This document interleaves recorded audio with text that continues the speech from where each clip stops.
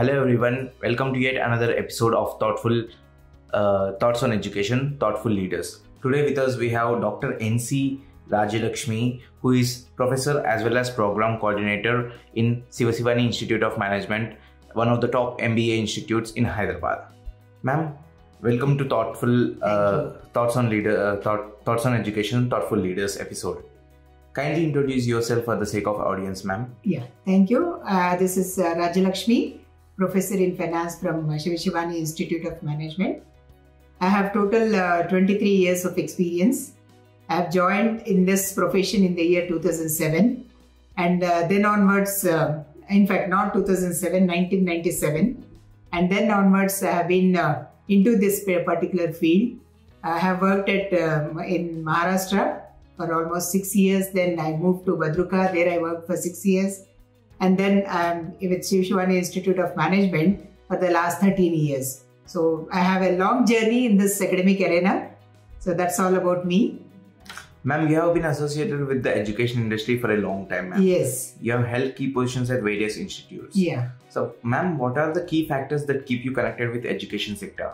See, when I compare education sector with any other sector, first and foremost point that comes to my mind is the Guru-Shishya relationship. So the respect what we get in this particular profession cannot be matched with any other profession. Number one. Number two, as the days are passing, as the years pass, the young generation keep on coming into the portals, and that will always keep us young at heart. And definitely that will also pose a lot of challenge for us, because young generations are all said and done, they are one step ahead in learning all the things, because they have the technology in their hand, they have the gadgets in their hand, so they are little advanced in learning. So that also poses a challenge for us. We are also definitely competing. We are also putting our efforts to see that we are one step ahead of the young generation. So that always keeps us young at heart. Sure, ma'am. Good to know. Ma'am, you are a program coordinator at SSIM. Yes. Kindly share your roles and responsibilities. See, as a program coordinator, my basic responsibility is to take care of the day-to-day academic operations and also to see that the requirements of the adjunct faculty or the guest faculty, if anything is required. And overall, it's my responsibility to see that the program runs in a smooth manner. Sure, ma'am. Ma'am, speaking about the program, how does SSIM ensure that it follows the best and latest in the curriculum in industry? Yeah, so in fact, any B school, the nomenclature of the B school itself indicates that the autonomy is given to the B schools in order to design their curriculum as per the market requirements. And we are also definitely one step ahead again, as I said, in taking care of the market requirements.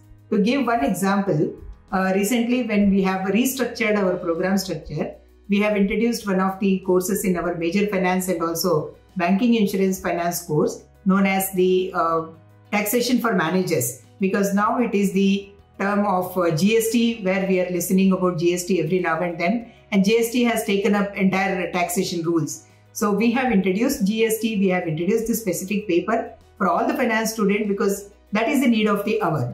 And apart from that, we have also introduced one exclusive PGDM course in the form of business analytics. Again, all said and done, we have to go along with the artificial intelligence, we have to go along with the analytics and all. So that's the reason we have introduced the business analytics course. And in insurance specifically, we have also introduced the actuarial sciences. So market-driven courses basically we introduce in our institute. Sure, ma'am. Ma'am, apart from being a program coordinator, you are also a finance professor. Yes. So, ma'am, can you tell us about the finance program structure in SSIM? We have two courses basically. One is PGDM, one is PGDM bypass, or BIFS we call it as. In PGDM, students take the major finance in the second year. So in the form of major finance, they come across 6 major papers, and apart from that, they can also take the sectoral in banking. So what happens is basically the exposure towards their finance papers, expertise, basically they can improve in their finance papers in the second year. Whereas one more course we have known as banking, insurance and finance. This particular course covers the entire financial sector. So both the ways, whether the student is taking major finance in PGDM or whether the student is doing a hardcore finance course, they will be able to take up the challenges in the financial area because we cover all the papers related to the financial sector. Great to hear, ma'am. Yeah. Ma'am, can you tell us about the latest trends in the finance industry? Yeah. See, again, as said earlier, we have to definitely take care of the digital requirements in finance.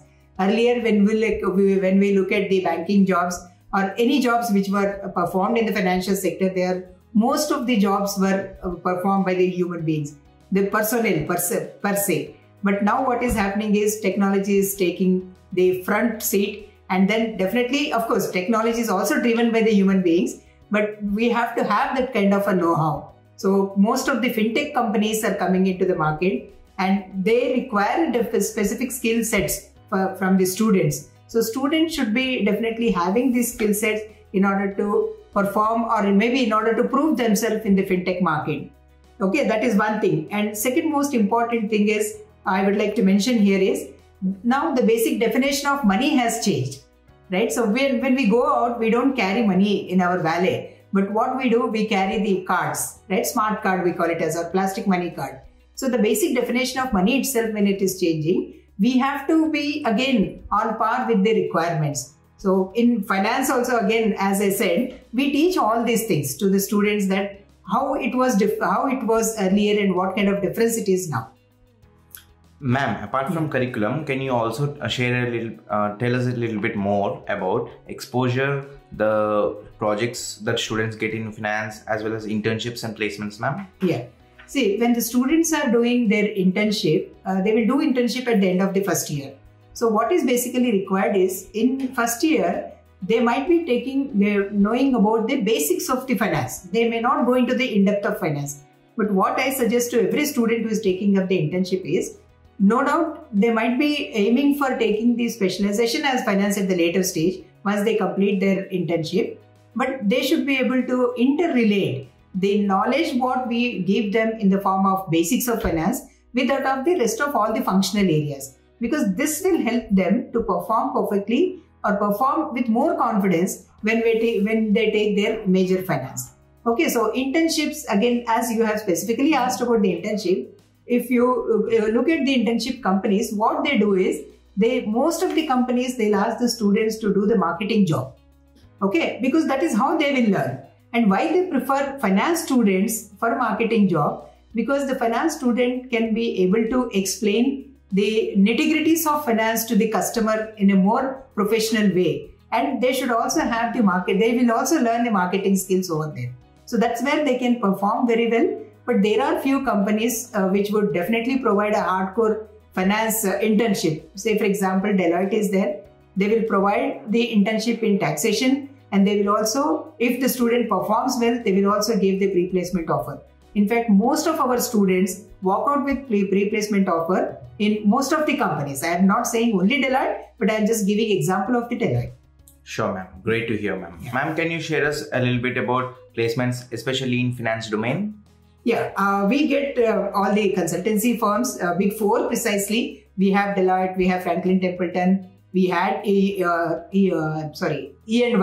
right? Ernst & Young, we have KPMG. So to name a few, these are all the companies which come. We have banks also, all private banks, right? We name it as maybe Bandhan Bank, you name it as, or Lakshmi Vilas Bank is there, Axis Bank is there. Again, from insurance sector, we have the ICICI Lombard and Reliance General, a lot of insurance companies, a lot of banking companies. In fact, ICICI Group, you name any company that is there in our campus. We have HDFC, right? So almost all types of companies. Why I'm emphasizing on this? Because financial sector is a very vast sector, right? We have stock market related companies over there, stock broking companies are there, right? And then we have consultancy firms, the financial consultancy firms are there. We have banks are there. We have insurance companies are there. So name any company, mostly you will find those companies in the campus. Sure, ma'am. That's a lot of great opportunity that students will be getting if they get into SSIM. Yes. Ma'am, any advice you want to give for the MBA finance aspirants who are trying to get into MBA or PGDM? Yes. One suggestion for all the students is, no doubt they should have a very strong conceptual knowledge, but more than concept, they should have an application of the concept. And almost all the students should be good at Excel worksheet. Okay, because that is what is now required because we are talking about the analytics. So if you really want to enter into analytics part, you should be very good at playing around with the numbers with Excel, right? And based upon that, you should be able to analyze the situation. And one more suggestion to all my finance aspirants is that don't try to look at what is given in the books or what is given in the annual report or what is there in front of you. But if you really want to become a hardcore financial professional, try to understand what is behind that and try to get that information and then start analyzing. That's where you can prove yourself. Okay, so analytical skills are very, very important. Right? Sure, ma'am. That's great to hear. Thank you for sharing your thoughts on education. It has been a really interesting and engaging conversation. Thank you. Thank you very much. Thank you for your insights. the opportunity. Thank you, ma'am.